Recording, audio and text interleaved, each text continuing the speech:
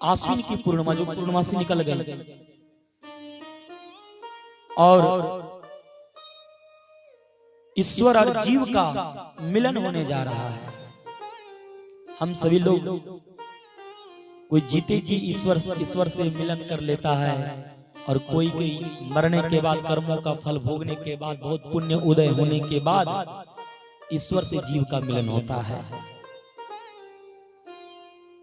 भगवान ने, कन्हैया ने आज शरद पूर्णिमा की रात्रि को अर्धरात्रि में भगवान कृष्ण ने बांसुरी को लिए और वन में चले गए, गांव से कुछ दूरी पर, और जाकर के बांसुरी को बजाने लगे शरद पूर्णिमा की रात्रि में। अब भगवान कृष्ण जब बांसुरी को बजाए तो सभी देवता आकाश से अमृत का बारिश करवाने लगे। आज भी वृंदावन में जब शरद पूर्णिमा आती है ना तो बड़े बड़े कथाएं होती हैं, बड़े बड़े उत्सव चलता है वहां पे, और सभी के घर में खीर बनाया जाता है और शरद पूर्णिमा रात्रि के समय ऊपर में खीर को रख दिया जाता है और उस खीर को सुबह प्रातः काल में सभी लोग स्नान करके अमृत के रूप में, प्रसाद के रूप में उसे पान करते हैं। आज भगवान ने बांसुरी, दिव्य बांसुरी बजाया, इतना सुंदर मीठी आवाज, वो बांसुरी की आवाज जितनी भी ब्रज की गोपियां थी सभी के कानों में वह बांसुरी की आवाज सुनाई दे रही है। इसे कहते हैं रास पंच अध्याय। इस कथा को ध्यान पूर्वक से सुनिएगा। क्यों? क्योंकि ईश्वर और जीव का मिलन है। मेरे प्यारे सुनो, जिन जिन गोपियों के कानों में बांसुरी की आवाज गई वह सभी गोपी ये सोच रही हैं कि कन्हैया स्पेशल मेरा नाम लेकर के बुला रहे हैं। जो जो सुन रहे हैं ये यही सुन रहे हैं कि मेरा नाम लेकर कन्हैया बुला रहे हैं। गोपी, गो मतलब ध्यान दीजिएगा, कृष्ण तो ईश्वर है, गोपी का मतलब, ये गोपी कौन है ध्यान दीजिएगा। कोई ये जो गोपी, गो मतलब इंद्रियां और पी मतलब पीना।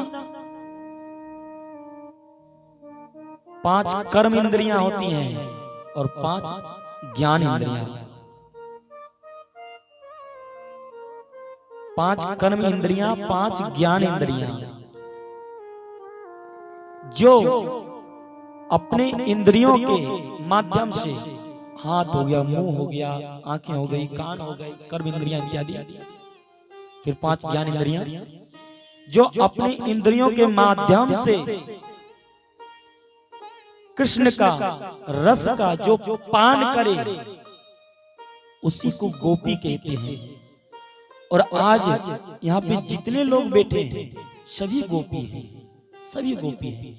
जो भगवान का कथा का रसपान करे उसी को गोपी कहते हैं। और हमारे जो दीक्षा गुरु जो हमें दीक्षा दिए हैं वृंदावन में, हम उस संप्रदाय से आते हैं जिस संप्रदाय में गोपी का भाव रखते हैं। यानी कि हमारे जो गुरु जी हैं हमेशा घूंघट लेकर रहते हैं, कुछ न कुछ पल्लू डाल के रहते हैं। क्यों? क्योंकि हमारे गुरु जी हमेशा कन्हैया को स्वामी के रूप में देखते हैं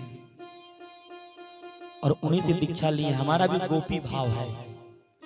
गो मतलब इंद्रियां, जो अपने इंद्रियों से भगवान की कथा को रसपान करे, पिए, उसी को गोपी कहते हैं। और आज हम सभी लोग यहाँ गोपी बैठे थे। अच्छा, जो ब्रज की जो गोपी है ये कौन है ध्यान दीजिएगा। वेद के श्लोक हैं, ये सभी वेद के श्लोक हैं। ये जो सारी गोपियां हैं भगवान का अवतार लेने से पहले ही इन लोग सब आ चुकी हैं भगवान की सेवा के लिए। लता पता वृक्ष सभी। जब रामा अवतार जब हुई थी, तब जब राम जी वनवास जा रहे थे तो मार्ग में जितने महात्मा मिलते गए, दाढ़ी वाले बाबा, सबके मन में यही इच्छा हुई कि हम भी भगवान के दासी बनकर के, गोपी बनकर के सेवा करें तो बड़ा आनंद आएगा। सभी को भगवान प्रसन्न करते गए, सभी को आशीर्वाद देते गए कि बाबा चिंता मत करो, अगला अवतार में आप सभी गोपी बनेंगे। मेरे प्यारे सजनों, वही गोपी सारी ब्रज में आई हैं, और जब भगवान ने बांसुरी जब बजाए तो सभी गोपियों को लगा कि ललिता, विशाखा इत्यादि जितनी भी गोपियां थी, सभी को लगा ये कि भगवान हमें बुला रहे हैं, कन्हैया मुझे बुला रहे हैं। सभी लोग उसी समय भगवान के लिए वस्त्र आभूषण इत्यादि पहन करके सब भगवान की तरफ खींचे जा रहे हैं। बांसुरी की आवाज सुन करके सभी गोपियां जा रही हैं भगवान के पास, कन्हैया बांसुरी मस्त से बजा रहे हैं, सभी गोपियां जा रही हैं हरे कृष्ण करते हुए। मेरे प्यारे सुनो, जब सारी गोपियां पहुंच गई, भगवान जिनको जिनको बुलाना था उनको कन्हैया ने अपने बांसुरी के माध्यम से बजाए, बुलाए। मेरे प्यारे सुनो, जब सारी गोपियां वहां पहुंच गईं, तो भगवान ने जब आंखें खोल के देखे तो सारी गोपियों से कहते हैं, कृष्ण करी गोपियां, ये अर्धरात्रि में इस निर्जन वन में अपने घर परिवार को छोड़ करके यहाँ पे आप लोग क्यों आई? देखिए, कोई व्यक्ति बुला ले और कह दे कि क्यों आए हो यहाँ पे, तो कैसा लगेगा? भगवान परीक्षा ले रहे हैं। क्यों?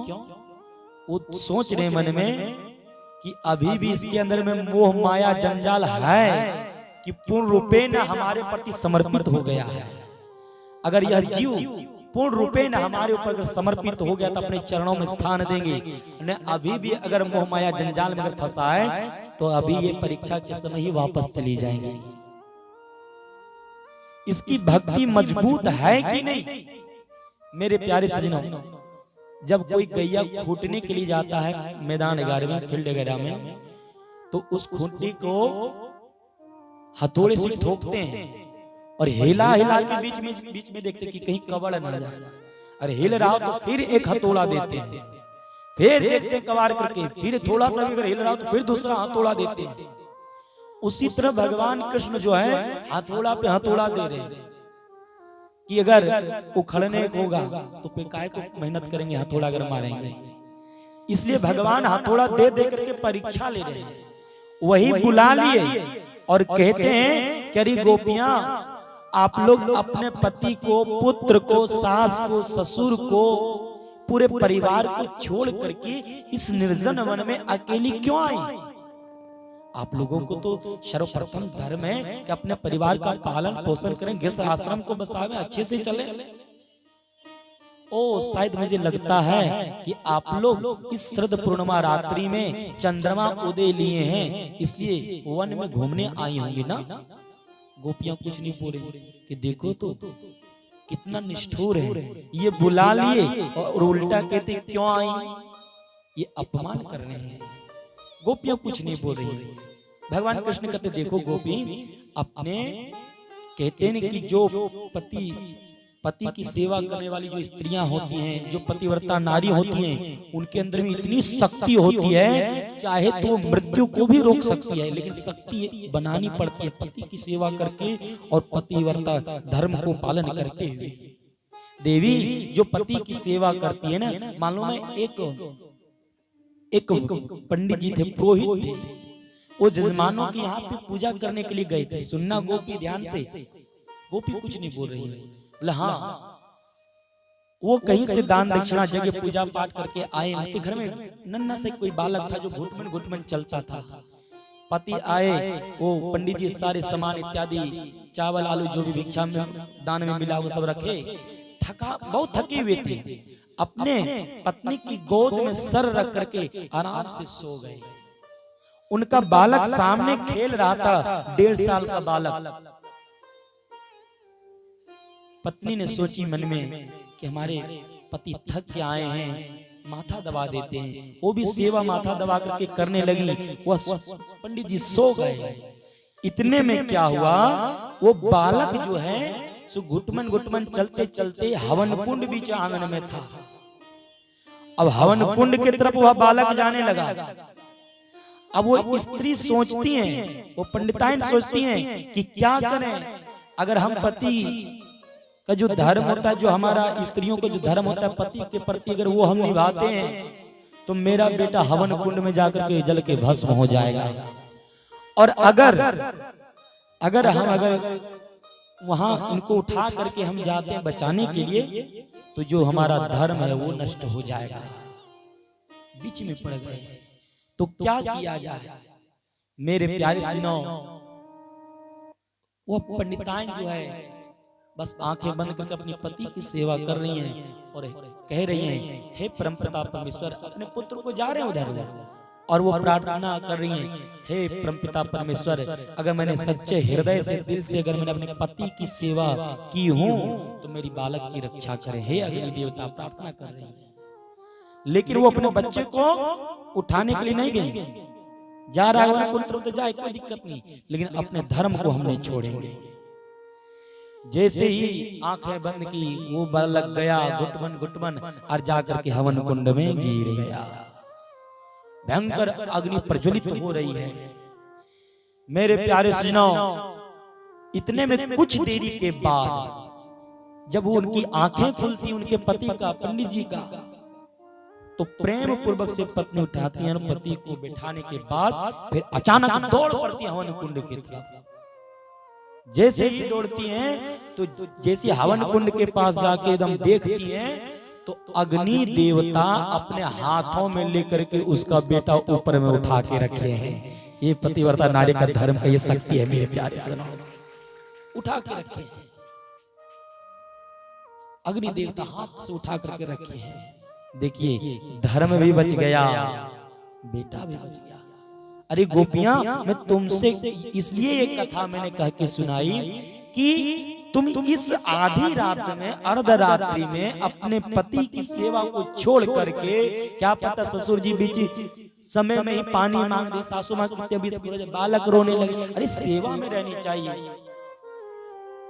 तुम अगर हो घर में तभी वह घर कहलाता है, गृहिणी के बगैर घर नहीं।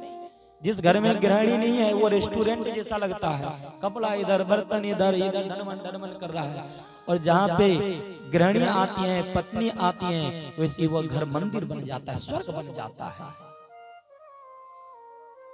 अब गोपियां कहीं मन में कि अब चुप रहने से फायदा नहीं है, अब तो कुछ बोलना पड़ेगा, अब कुछ हमें सुनाना पड़ेगा।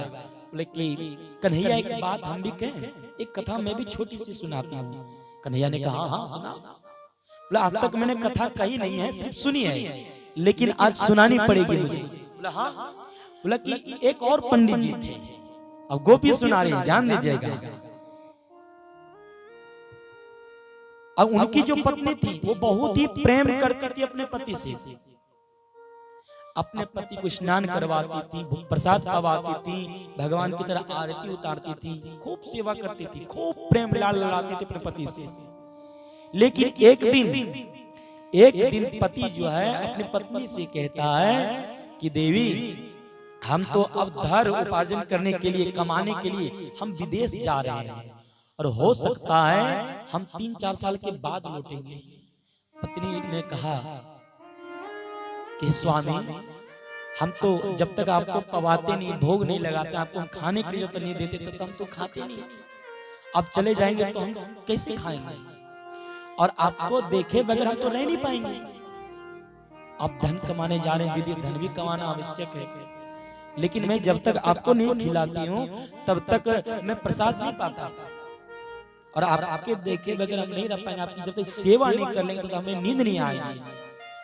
तो पति ने कहा, वो पंडित जी ने कहा कि देवी सुनो, धन भी कमाना आवश्यक है, मुझे जाने दो। अगर तुझे मन ना लगे, मुझे मेरा दर्शन करने का मन करे, मेरा भोग लगाने का मन करे, तो लो ये मेरा फोटो, ये फोटो लो, अपने तुम कमरे में लगा लो, और जब जब तुझे खाने का मन करे तो मुझे खिला लेना। भाव कर लेना और तुम खा लेना।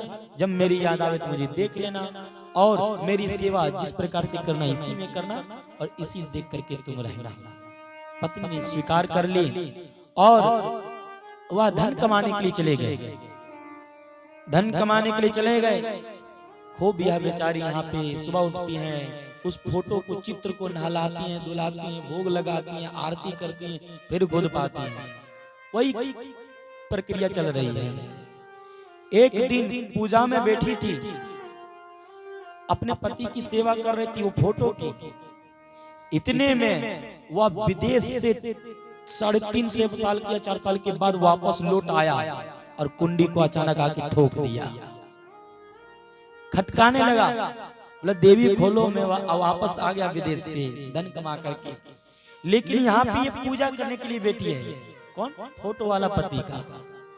और वहां पे वो आ चुके हैं असली पति।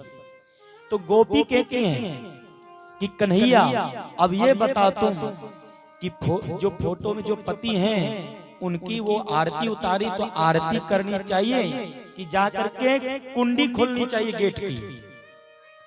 कन्हैया ने कहा कि जब ओरिजिनल पति आ गया तो ये फोटो वाला पति डुप्लीकेट पति को फिर पूजा करना क्या? जब ओरिजिनल ही आ गए तो जाके कुंडी खोलनी चाहिए। गोपी ने कहा कि बस उत्तर आपसे ही मिल गया, मुझे उत्तर आपसे ही मिल गया, आपसे ही मिल गया। बोले क्या उत्तर मिल गया? बोला कन्हैया ऐसे ऐसे वर्ग को वरने से क्या फायदा जो जन्म ले और मर जाए। कन्हैया ये डुप्लीकेट पति हैं, कब वो मरेंगे कि हम मरेंगे? और सबका ये डुप्लीकेट क्या, इनका भी पति आप ही हैं। और जब वह पति मुझे प्राप्त हो गया, परमपिता परमेश्वर प्राप्त हो गया, तो मुझे अब अपने घर वापस नहीं जाना ये मोह माया जंजाल में। अब तो आप अपने चरणों में ही स्थान दे दीजिए। कन्हैया समझ गए कि इनकी भक्ति कच्ची नहीं है, पक्की है। जब मीरा जी से ने कहा ना कि तेरी शादी होने वाली है, तेरी सगाई होने वाली है, तो मीरा जी ने एक ही बात कही, ऐसे बर को क्या बरे। मीरा जी ने कहा कि ऐसे बर को क्यों बरे जो जन्मे और मर जाए। बर बरिए गोपाल को जासे जुड़ लो अमर हो जाए। हम सभी का पति जो है वो परमपिता परमेश्वर है। और जो ब्रज में जितने भी जो गोपियों के पति हैं उनको ये नहीं लग रहा कि हमारी पत्नी कहीं बाहर गई है। वो वेद है ना, वेद की श्लोकें हैं, उनको लग रहा मेरे घर में ही है। लेकिन जिस पति को लगा कि मैं अपनी पत्नी को जाने नहीं दूंगा, वो जिसने कुंडी ऐसे लगा दी, उस गोपी ने कहा कि ठीक है ये शरीर तेरे पास है लेकिन ये मन तो कन्हैया के पास है। सारी गोपियां वहां पे चली गईं। अब कन्हैया जो हैं कहते ठीक है गोपी आपकी भक्ति पक्की है। और भगवान ने गोपियों ने जितनी गोपी थी उतना ही कृष्ण बने।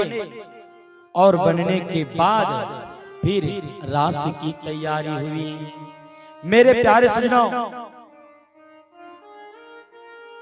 रास की तैयारी हो गई और उस रास में आप सभी लोग जानते कि भोले बाबा का भी आगमन हुआ है।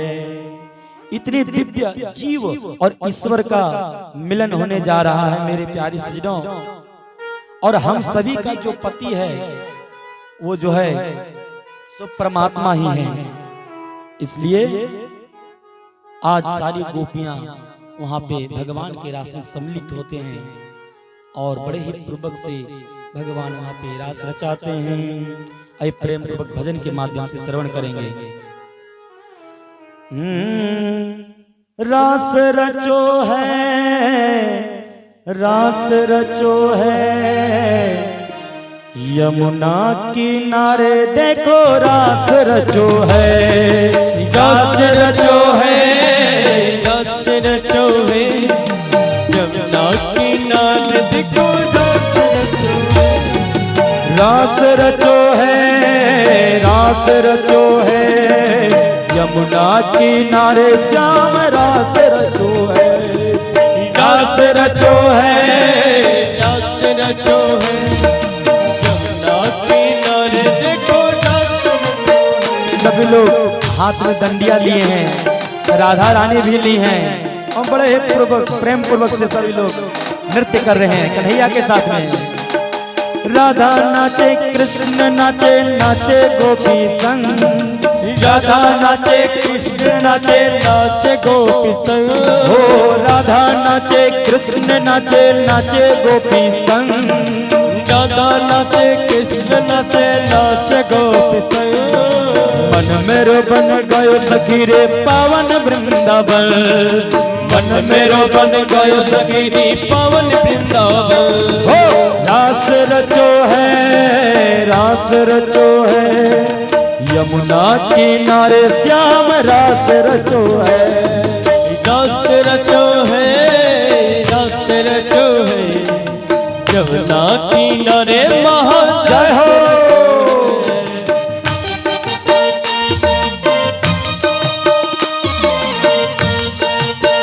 जय हो।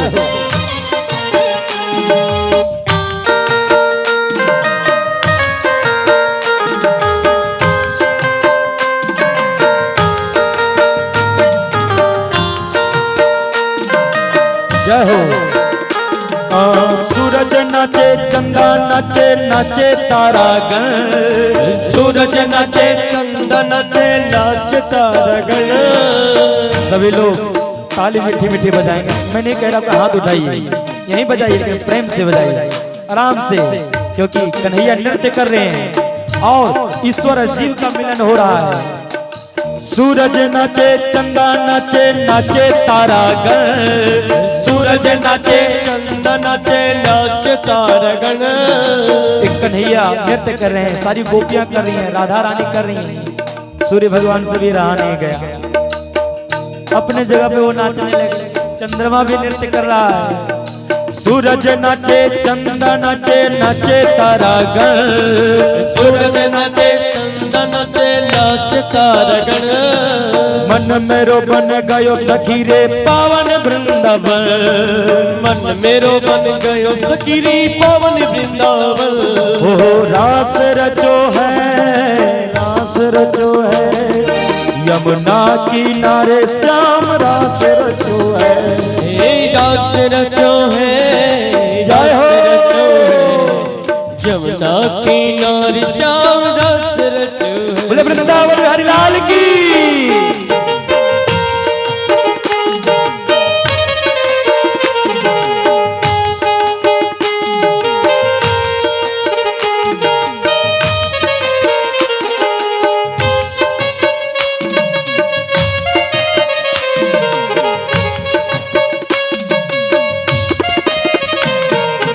जय हो।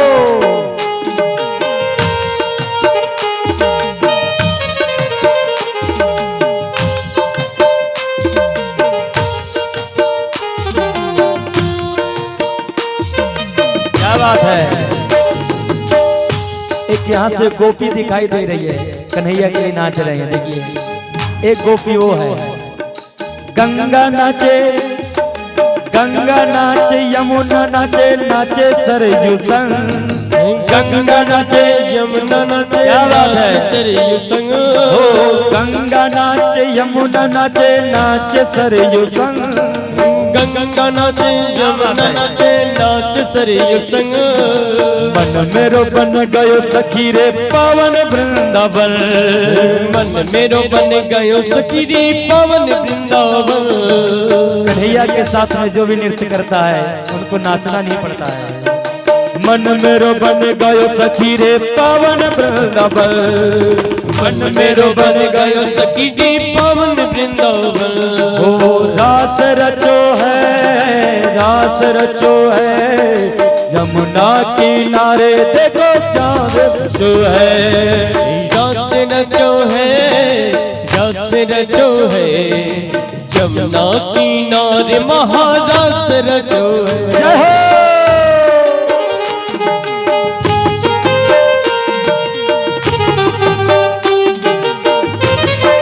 क्या बात है।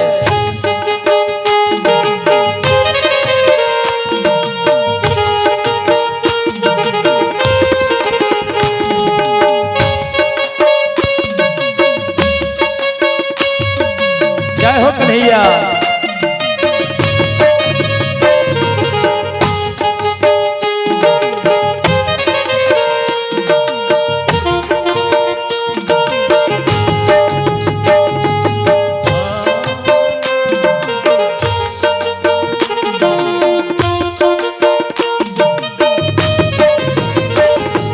सर्व नाचे ऋषि नाचे, नाचे मुनि जन, गंधर्व नाचे, ऋषि नाचे, नाचे मुनि जन, गंगा नाचे मुनि नाचे, रास निशि जन, गंधर्व नाचे, ऋषि नाचे, नाचे मुनि जन।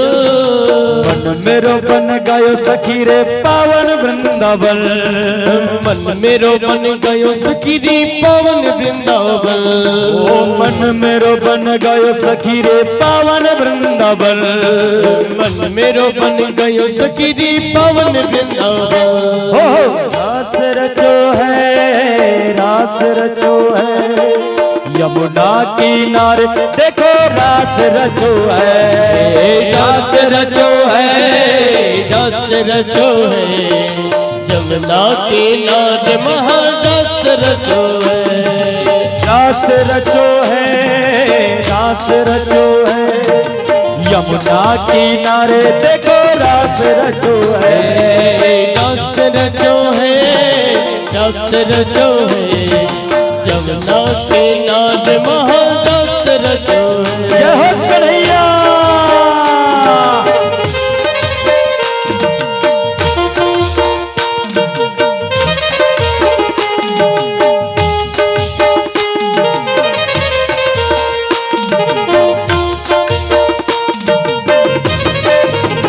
क्या बात है।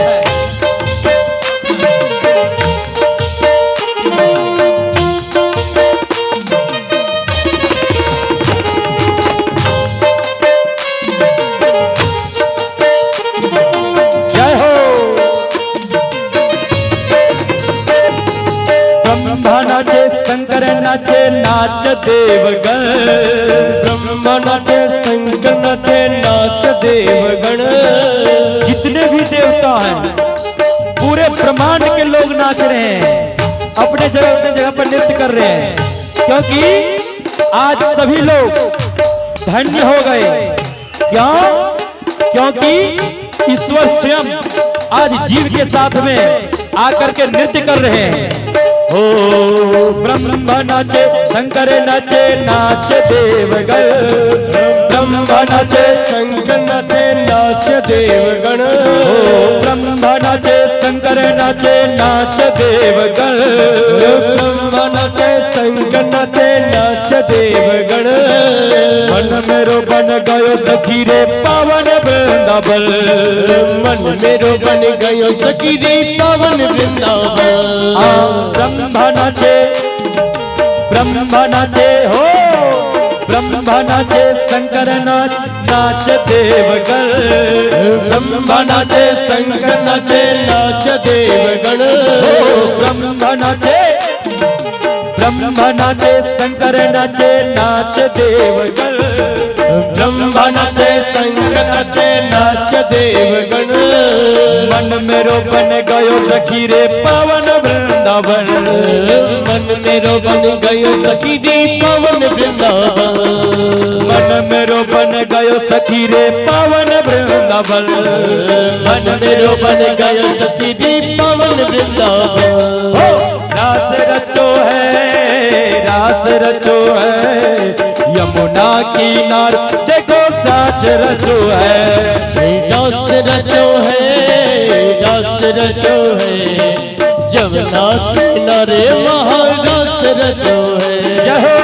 गोकुल में देखो वृंदावन में देखो रे क्या बात है? मुरली बाजे रे श्याम संग राधा नाचे रे श्याम संग राधा नाचे रे गोकुल में देखो वृंदावन में देखो रे मुरली बाजे रे श्याम संग राधा नाचे रे श्याम संग राधा नाचे रे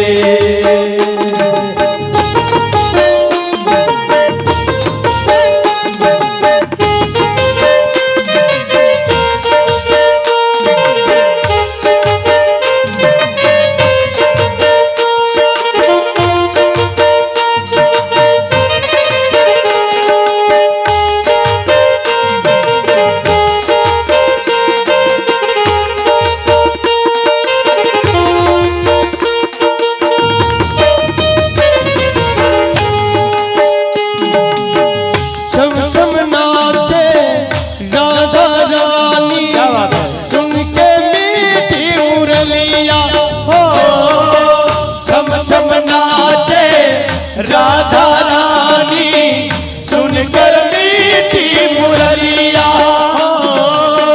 श्याम छवि पर सब बलिहारी जय हो। बाल बाल उड़ गैया सरल सरल चाले रे दोनों हाथ उठा के, दोनों हाथ उठा के। मेघा गाजे रे श्याम संग राधा नाचे रे श्याम संग राधा नाचे रे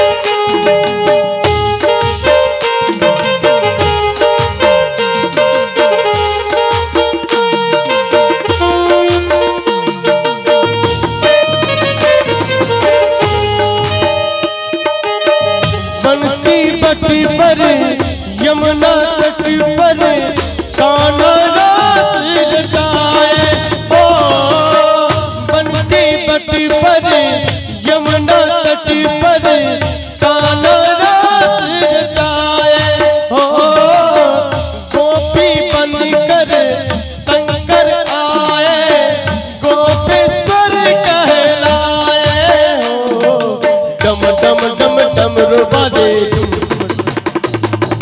डम डम डम डम बाजे कान्हा के मोरले पे सब जग नाचे रे श्याम संग राधा नाचे रे श्याम संग राधा नाचे रे